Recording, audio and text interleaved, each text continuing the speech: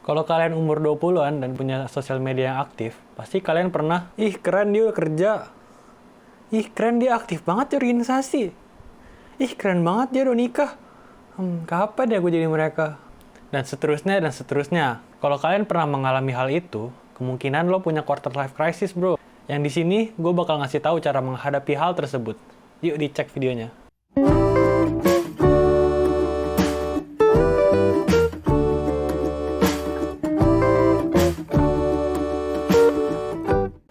Halo guys, nama gue Ara Bereswara. Gue YouTuber yang membuat konten self-development, produktivitas, dan review buku. Gue juga berusaha untuk membuat perkontenan Indonesia lebih sehat dengan membuat konten edukasi. Kalau kalian ingin support gue dan perjalanan gue, jangan lupa like dan subscribe ya. Hari ini kita akan bahas tentang quarter life crisis. Sebenarnya apa sih quarter life crisis tuh? Jadi quarter life crisis adalah masa di mana orang berumur 18-30 merasa cemas dengan masa depan, merasa ragu sama diri sendiri, khawatir takut tertinggal sama temen, atau mungkin iri dengan achievement teman-teman.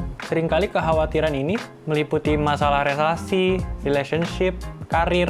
Kadang bahkan quarter life crisis bisa membuat kita mempertanyakan tentang eksistensi kita, dan kadang membuat orang merasa tidak memiliki tujuan. Tapi tenang aja, karena quarter life crisis itu sangat umum dan merupakan perjalanan kita menuju kedewasaan. Pengaruh dari quarter life crisis adalah kita akan merasa malas dengan mengejar mimpi kita, karena kita ragu pada diri kita sendiri dan sudah melihat diri kita sebagai orang gagal.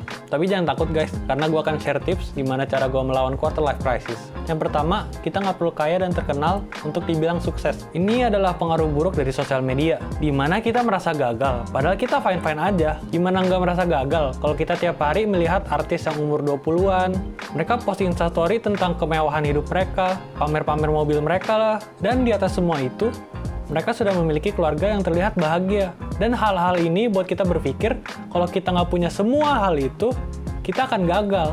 Dan inilah pemikiran yang nggak bener. Ya iyalah nggak bener. Kalau misalkan cuma orang itu yang sukses, berarti 99,9% orang bisa dibilang gagal. Dan itu nggak bener kan? Coba kita tarik napas panjang-panjang. Dan tanya ke diri kita sendiri gitu. Sebenarnya apa sih yang gue mau? Dan lo harus sadar, kalau kesuksesan itu ukurannya ada di lo sendiri. Yang kedua, sukses tidak terjadi dalam satu hari. Gue mau mulai dengan cerita dari buku yang gue baca, yaitu The Art of Not Giving a F.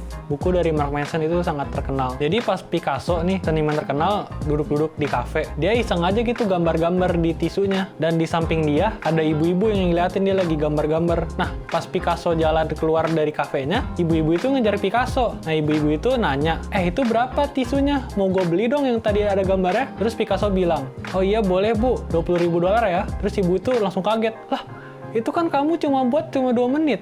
Kok bisa $20.000? Lalu Picasso bilang, enggak bu, ini saya buat selama 60 tahun. Habis itu, Picasso langsung masukin aja tisunya ke kantongnya dan pergi dah. Pesan yang bisa kita ambil dari sini adalah, kalau kesuksesan itu kadang terlihat mudah dan bisa digapai begitu saja. Padahal di balik semua kesuksesan itu, ada orang yang sudah berusaha selama bertahun-tahun. Kita cuma nggak tahu aja usaha mereka apa. Yang ketiga, hidup bukan balapan. Kalau misalkan teman sebaya kita udah sukses, udah kaya, udah berkeluarga mungkin, ya terus kenapa gitu? Memangnya kita harus hidup seperti mereka? Kalau kita harus hidup seperti mereka, coba bayangin anak tetangganya Elon Musk. Wah, sengsara itu pasti anaknya. Tiap hari ibunya bilang, Jono, lihat anak tetangga udah bikin mobil listrik. Lo ngapain dari tadi di rumah? wah sengsara banget tuh Jono. Kasian banget. Mau dia sekaya apapun, dia bakal merasa sengsara. Soalnya dia compare dirinya ke Elon Musk. Pesan yang gue mau kasih adalah, yuk kita tulis cerita sendiri.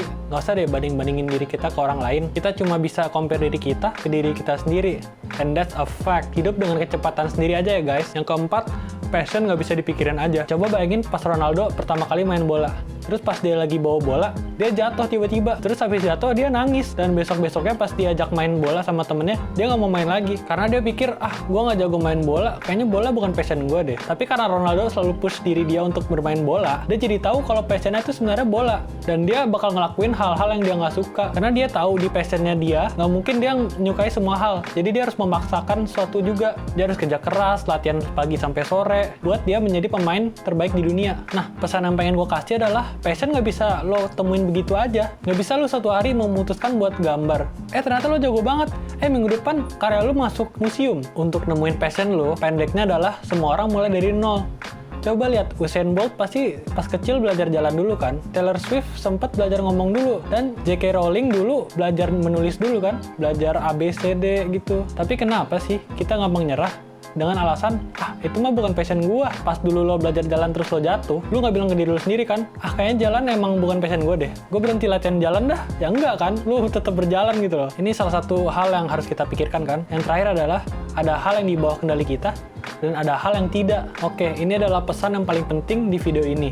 Dan mungkin lo sekarang mikir, lah gue juga udah tahu sebelum nonton ini. Apa pentingnya sih advice ini? Memang ini terlihat seperti simple. Tapi karena orang jarang pakai mindset ini, orang suka keliru tentang apa sih artinya. Kayak misalkan kesehatan. Sebenarnya kita nggak bisa ngendalin kesehatan kita loh. Mungkin lo mikir, kalau gue rutin olahraga, terus makan makanan yang sehat, bukannya gue pasti sehat. Sebenarnya itu pemikiran yang salah. Karena lo pernah lihat nggak orang masih muda dan sehat, dan tiba-tiba terus kena kanker? Atau nggak lihat sekarang deh, lagi pandemi. Orang yang udah nggak pernah keluar rumah, jaga protokol kesehatan, udah vaksin malah, tapi masih bisa kena COVID. Ada satu hal lagi yang lu nggak bisa kendaliin, yaitu adalah masa depan. Karena kita bisa berusaha sekeras mungkin, tapi di akhir hari, Tuhan kan yang memutuskan. Kita bisa belajar dan bekerja keras dari pagi sampai sore, tapi itu nggak bakal memastikan kalau kita bakal kaya dan sukses. Oke, mungkin sekarang kelihatannya kayak gue bilang, lu nggak usah kerja keras, mau kerja keras aja nggak pasti sukses. Tapi enggak, itu bukan pesan yang pengen gue kasih. Pesan yang pengen gue kasih adalah, masa depan tuh kita nggak bisa kendaliin. Jadi ngapain sih kita khawatir dengan masa depan? Tapi yang penting kita harus cari apa sih sebenarnya yang bisa kita kendalikan. Misalkan respons kita, kerja keras kita, dan cara kita memahami situasi kita. Karena kalau kita punya mindset itu, kalau kita gagal dalam mengejar mimpi kita bakal bilang, ya udahlah, gue udah kerja keras ini.